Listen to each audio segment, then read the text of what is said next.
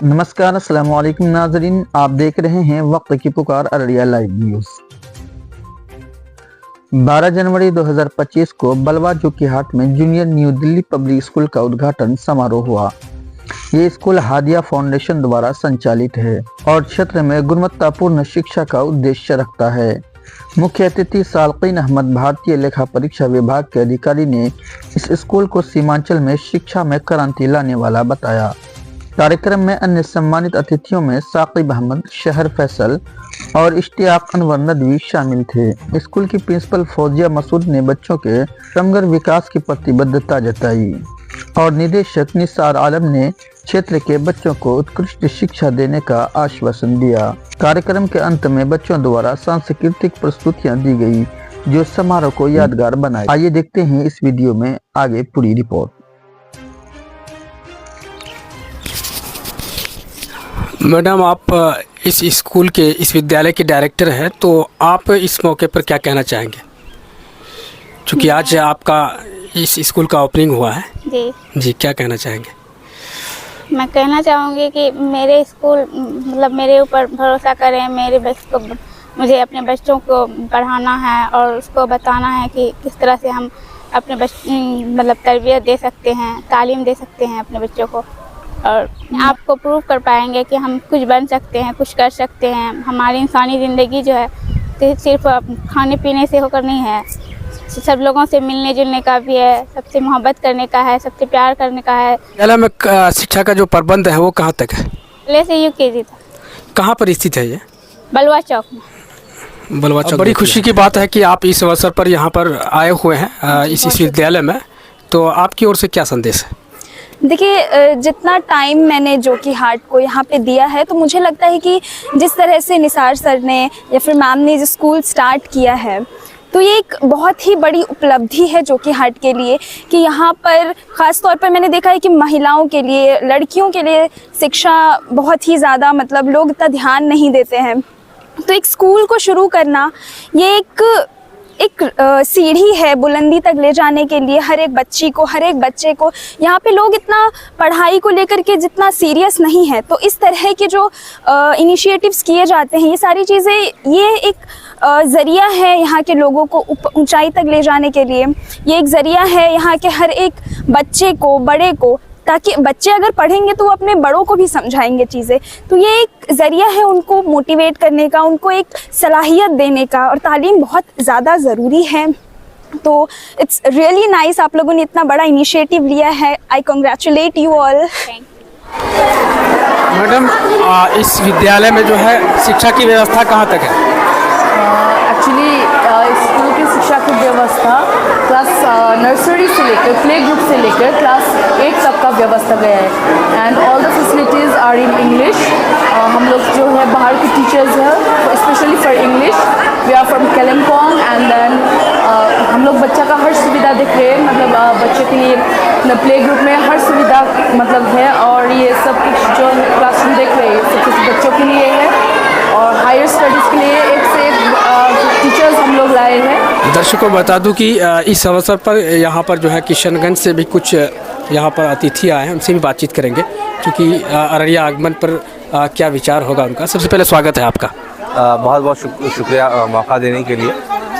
सबसे पहले तो मैं खुद को बहुत प्राउड फील कर रहा हूँ कि निसार भाई ने जो स्कूल का उद्घाटन किया है इसमें मैं शरीक हो सका, ये मेरे लिए एक प्राउड मोमेंट है।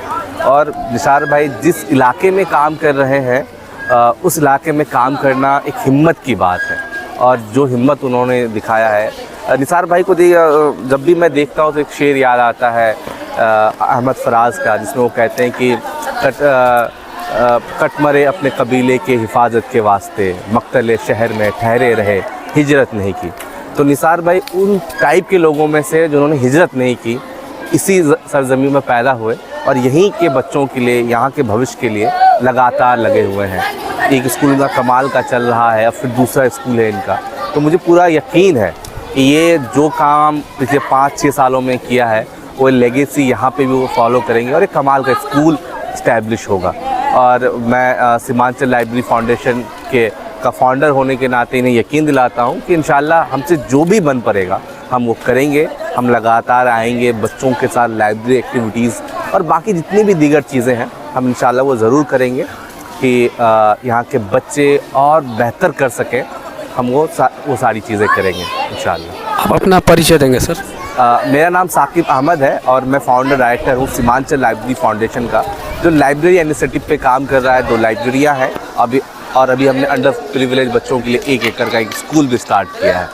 भाई साहब, चूँकि आप भी इस अवसर पर यहाँ पर हैं तो क्या कहेंगे आप इस मौके? देखिए, जो कि इलाके में हम लोग अक्सर घूमे हैं और जी आप चूँकि आप खुद एक पत्रकार भी हैं, तो मैं देखता हूँ कि किस तरह से इस इलाके को एजुकेशन की बहुत ज़्यादा ज़रूरत है और ऐसे ज़रूरत को पूरा करने के लिए जब निसार भाई जैसे लोग आगे बढ़ चढ़ करके सुदूर गांव इलाके में एक स्कूल की शुरुआत करते हैं तो ये वाकई बहुत बड़ी बात है और इलाके के लोगों को उनकी मदद करनी चाहिए, चाहे जैसे भी हो, अपने बच्चों को पढ़ाने की नीयत से हो या फिर कम से कम उनका खबर खैर लेने से हो कि भाई कैसा चल रहा है स्कूल, उनको हिम्मत देने से हो। तो मुझे बड़ा मज़ा आता है कि इस तरह का स्कूल गांव सुदूर इलाके में खोले हैं निसार भाई, और हम उम्मीद करते हैं कि ये स्कूल एकदम कहते हैं कि दिन दुनी रात चौगुनी तरक्की करे। हम तो ये चाहेंगे क्योंकि इलाके की तस्वीर बदलने के लिए सबसे ज़रूरी जो चीज़ है वो एजुकेशन है, और अगर हम अपने बच्चों को एजुकेशन से नहीं जोड़ेंगे तो फिर हम जैसे हैं वैसे ही रह जाएंगे। बच्चों को, हमारी अगली पीढ़ी को भी उनके अधिकारों की जानकारी नहीं हो पाएगी। इस अवसर पर आपका यहाँ पर आगमन हुआ है तो क्या कहना चाहेंगे और कितनी खुशी हो रही है? सबसे आपने मुझे बोलने का मौका दिया। सबसे बड़ी बात है कि इतने दूर दराज में, इतने दूर एरिया में एजुकेशन बढ़ाने के लिए इतना अच्छा प्रयास किया गया है। मैंने तो देखा अभी बोर्ड वगैरह, मैंने बोर्ड वगैरह देखा तो काफ़ी इम्प्रेस्ड हुआ मैं। काफ़ी अच्छे ढंग से लोगों ने मेहनत किया है, इन लोगों ने काफ़ी चीज़ों को एजुकेशन के साथ मिलाया है, ये बहुत अच्छी बात है। कंप्यूटर भी है, दिनियात भी है, अरबी एजुकेशन भी है, ये बहुत अच्छी बात है और मुझे बहुत खुशी हुई ये सारा चीज़ का मिश्रण देखकर एक साथ, बहुत अच्छा लगा। तो सर ये बताइए कि सर चूँकि सीमांचल का जो इलाका है पिछड़ा कहा जाता है तो आप इस नज़रिए को किस स्तर से देखते हैं?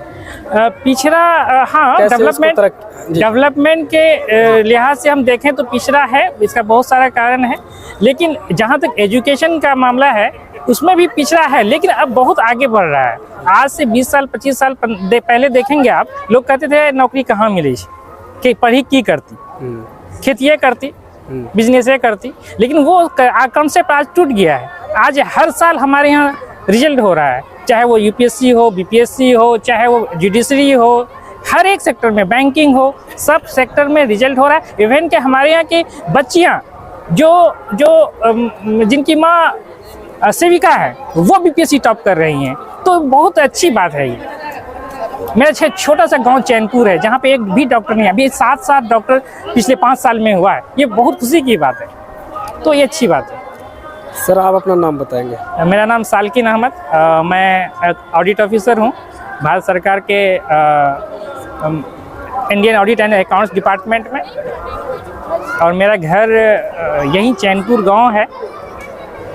बहुत कम लोग जानते होंगे, लेकिन चूँकि मैं बाहर रहता हूँ बहुत कम लोगों से मुलाकात होती है मेरी, यही है।